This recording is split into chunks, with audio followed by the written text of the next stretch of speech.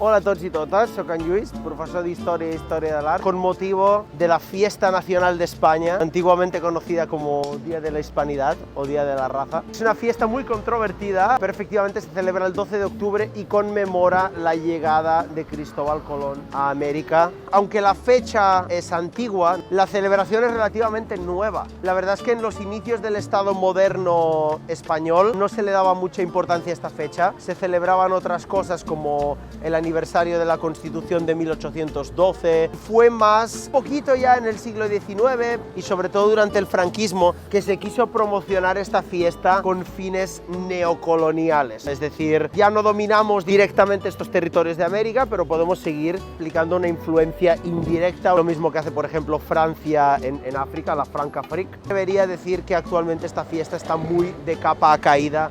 Sí que es cierto que en Madrid se hace un desfile militar, que asiste el rey. En Cataluña mucha gente no solo no celebra esta fiesta, sino que activamente la rechazan porque la consideran como una extensión de influencia española sobre Cataluña y dicen 12 de octubre, res a celebrar. Además de todo esto, obviamente para aquellas personas el legado nativo americano ven como una celebración del colonialismo y del genocidio. Entonces, bueno, es una fiesta muy controvertida, pero que tiene una historia muy interesante detrás. Esperamos que os parezca interesante y vamos allá.